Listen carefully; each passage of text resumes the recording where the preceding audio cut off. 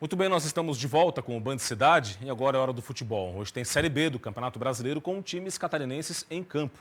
Daqui a pouco, às 7h15 da noite, o Avaí tem um duelo difícil contra o Juventude em Caxias do Sul.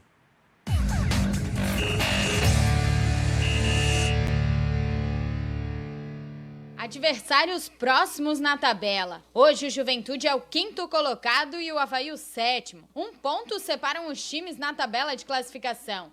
E uma vitória hoje aproxima ainda mais o Leão do G4. A gente tem que buscar isso dentro do campeonato, tá na parte de cima, porque quanto mais perto a gente estiver lá, mais a gente vai estar perto do nosso acesso. Essa missão do acesso ficou bem duvidosa no início da competição, quando o time começou a apresentar uma falta de entrosamento, principalmente após a goleada sofrida para o Sampaio Corrêa por 5-2 na ressacada. O resultado elástico na 10ª rodada fez com que o Leão virasse a chave.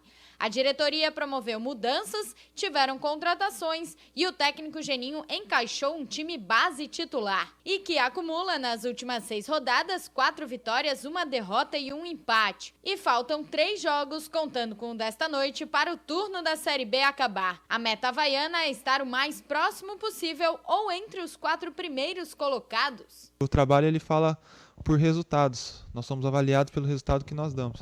Às vezes não é um futebol bonito, mas é um futebol com raça, um futebol determinante, com disciplina tática. A gente vai conseguir ganhar os jogos e conseguir nosso objetivo dentro do campeonato. E para subir na tabela, o Leão encara o Juventude, que tem o 2º melhor ataque da competição. São 22 gols marcados e jogando em casa, o time gaúcho perdeu apenas uma partida. Tem 3 vitórias e 4 empates. O time do Juventude também é um time que está bem encaixado, mas a gente vai respeitando, mas buscar os 3 pontos. Para o jogo de hoje, o zagueiro Rafael Pereira cumpre suspensão pelo 3º cartão amarelo. No lugar, pode entrar Betão. Na lateral, Yuri passou por cirurgia na mão e é desfalque. Já João Lucas volta do DM. E 5 atletas estão afastados por Covid-19. Os atacantes Rômulo e Jonathan, o zagueiro Eduardo Cunde, o volante Jean Martin e o meia Leandrinho. O confronto de hoje é direto e o Leão pode colar no G4. Duelo difícil também para Chapecoense. O time do oeste do estado encara a Ponte Preta. As duas equipes estão no G4 e hoje fazem um confronto direto pelas primeiras posições da Série B.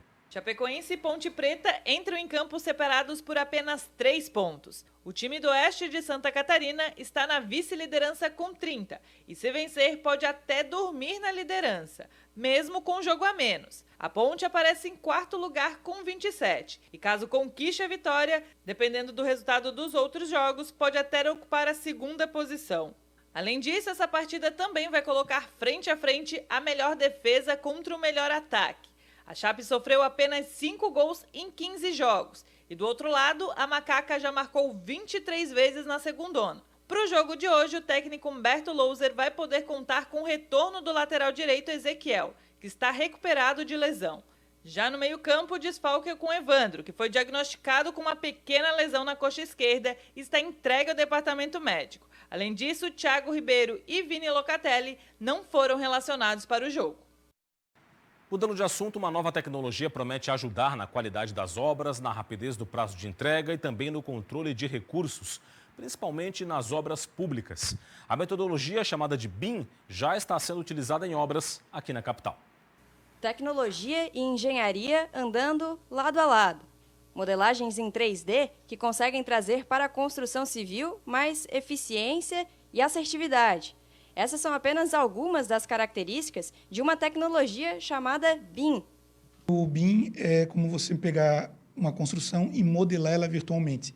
E através dessa modelagem, você consegue definir melhor, apresentar para o cliente melhor a funcionalidade do projeto, da obra, antes mesmo dela ir para campo. A gente conseguir, desde a etapa de projeto, já inserir informações suficientes para, no momento da execução e pós-construção, utilizar esse modelo de forma diferenciada dentro do empreendimento e conseguir fazer toda a manutenção do teu empreendimento através de simuladores virtuais, através de óculos virtuais, realidade aumentada, realidade virtual. Essa é a simulação de uma estação de tratamento de água em Brusque. Aqui é possível observar cada detalhe da construção, inclusive quais foram os materiais utilizados. Com essa outra simulação, que parece até um jogo de videogame, os engenheiros conseguem simular a via de acesso a essa estação. Essa metodologia ajuda a solucionar problemas que já são enfrentados pela indústria há anos, como inclusive o desperdício de dinheiro em obras públicas. Essa modelagem virtual da edificação, ela normalmente faz com que você leve um tempo mais planejando a obra, executando o seu projeto, só que você ganha em velocidade na obra, que é onde está o volume maior de dinheiro. O projeto ele tem um custo inferior, muito inferior ao da obra, e você ganha onde é mais importante, que é na obra. O governo federal lançou aí um incentivo, né, para que a partir de 2021 todos os projetos sejam desenvolvidos nessa tecnologia, e é possível desenvolver em todas as frentes. Nós temos projetos desde a área de infraestrutura, né, como se vendeu um pouquinho aqui, como a gente recebeu o prêmio, inclusive, projeto de infraestrutura e saneamento ano passado, então a gente desenvolveu um projeto na parte de rodovias. E aqui em Florianópolis teve uma construção que utilizou sim toda essa tecnologia e conhecimento. Foi a construção dessa escola aqui, a Escola Municipal da Tapera, também chamada de Escola do Futuro. E com essa metodologia, o tempo de obra foi bem menor do que o esperado. E além disso, gerou economia para a Prefeitura. Santa Catarina foi o estado vanguardista na adoção e aplicação da metodologia BIM para as obras públicas. Nós temos diversas obras aqui, principalmente destaco uma delas, a obra do aeroporto, né, que é uma obra belíssima, e foi adotada a metodologia BIM.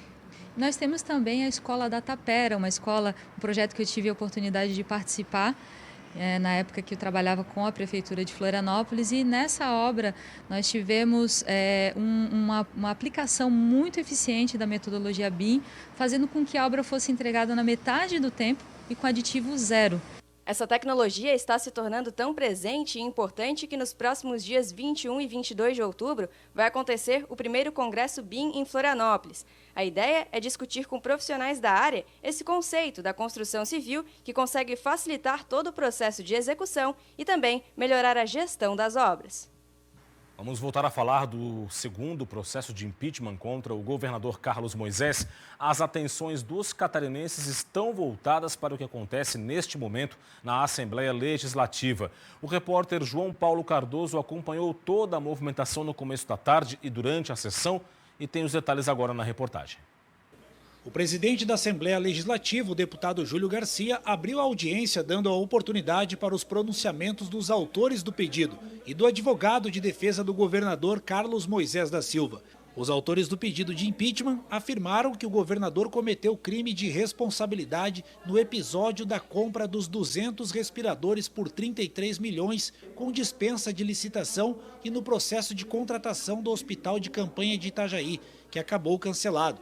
O advogado de defesa de Carlos Moisés afirmou que o governador não cometeu ato ilegal e não mentiu na CPI que apurou a compra dos respiradores. Ao final da fala, o advogado foi aplaudido por apoiadores do governador. O processo impeachment reúne uma série de acusações desencontradas, baseadas em ilações, sem um conjunto probatório fidedigno, e situações que estão sendo investigadas ainda pelo Poder Judiciário e pelos órgãos de controle. Portanto, me parece um assodamento, mais uma vez um grande assodamento, esse processo de impeachment que tenta a todo custo retirar das funções públicas do governador do estado e se confunde crime de responsabilidade com relacionamento com o Poder Legislativo. Me parece que este é o grande equívoco dos dois processos de impeachment que forçam a mão numa tentativa de destituir um governo legitimamente eleito. A sessão foi aberta um pouco depois das 4 horas da tarde, mas em plenário, os deputados já haviam, na sua maioria, decidido pela admissão da continuidade do segundo processo de impeachment contra o governador Carlos Moisés, mesmo antes de votar. O governo não tem mais base para continuar e sem essa base é impossível governar. Então é o fim de uma trágica decisão que se tomou de um governo que não quis respeitar as instituições, não quis conversar, não quis dialogar e deve cair nos próximos dias. O cenário já está bem desenhado, não muda muito da última votação, até não teria nem muitos motivos porque mudar, talvez mude um pouquinho um ou outro deputado. Como relator, né, nesta comissão especial, apresentamos o nosso voto na comissão o relatório e o voto. Esse voto foi aprovado, né, pela unanimidade e agora o plenário confirma. A líder do governo mais uma vez se manifestou contra o segundo processo de impeachment. A casa decidiu pelo impeachment político do governador. Veja bem, político. Se o caso é dos procuradores ou respiradores, é só um pretexto, uma desculpa. A questão é política, não é essa. Porque tecnicamente, eticamente, não se encontram razões para o afastamento do governador. Vamos voltar então para a Assembleia Legislativa. Lá está o Roberto Azevedo, que acompanha a sessão. Roberto, pelo jeito a votação não começou ainda ou já começou e tudo indica que vai ser admitida a continuidade do processo. O que é que dá para projetar daí para frente? Conta para nós. Bom, Rodrigo, na realidade não há dúvida que essa admissibilidade vai ocorrer, os deputados estão concisos nisso. O discurso mais efetivo é o da deputada Paulinha da Silva, líder do governo, que está há mais de meia hora falando. Ela que é uma das poucas defensoras do governo de Carlos Moisés nesta admissibilidade. Mas a questão não é só essa. A vice-governadora Daniela Rainer está fora dessa admissão de impeachment, o que é um ponto diferenciado do que o outro aconteceu antes, quando a admissibilidade ocorreu no mês de setembro. A gente não pode esquecer que o que acontece nesse momento na Assembleia é que a Assembleia mostra à sociedade que ela não está disposta mais a tolerar o governo de Carlos Moisés, o que é uma situação bastante difícil para um governante. Quando essa votação for estratificada, e aí vem aquela questão dos deputados dizendo que é um momento triste, que é um momento que eles não queriam estar vivendo, mas estão vivendo, e estão vivendo intensamente, é dizer para a sociedade de Santa Catarina que qualquer governante, a partir de agora, que for eleito e não tiver maioria na Câmara de Vereadores, na Assembleia Legislativa, estará sujeito ao que Carlos Moisés da Silva está vivendo agora.